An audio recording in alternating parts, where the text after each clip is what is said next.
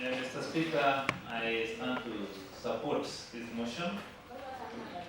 And Mr. Speaker, it's in record in this House that the issue of ECDs has really been escalated in the floor of this House.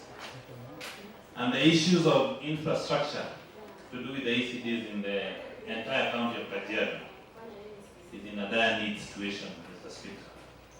And Mr. Speaker, we ask ourselves in this county, our children and our kids of a lesser God. Because when you look at the infrastructure that is supposed to be serving as a basic foundation, the early childhood education for our children, you ask yourself a lot of questions. Mr. Speaker, as I echo the sentiments of the members who have already contributed, the issue of laying a better foundation for our children is anchored on several aspects.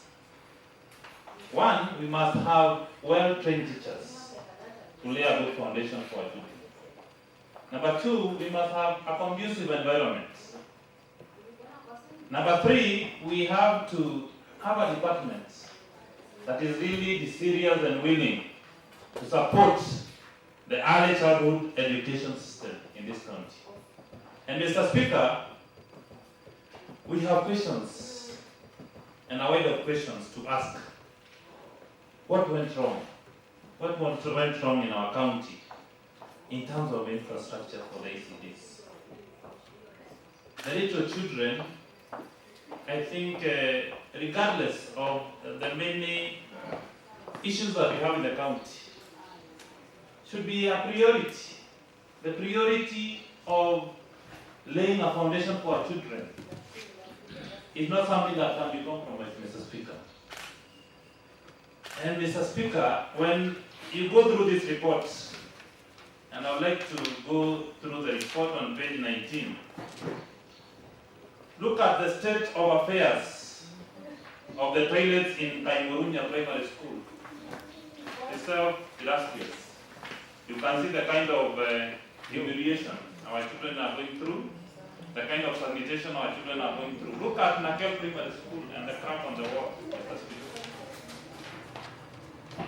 Go to page. Are these primary schools or ECD centers? ECD center, sorry, Mr. So you are correct. Look at Oldonyonyoki ECDE center.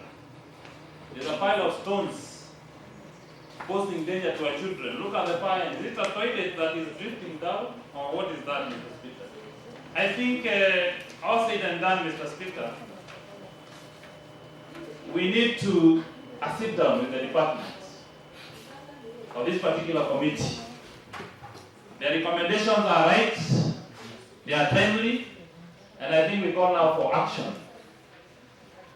The older members or the senior members of this House have lamented of a wall of an ECD that was visited by the previous regimes of this House, and nothing has been done to date, Mr. Speaker. And it's good to go on record that we now need action, Mr. Speaker.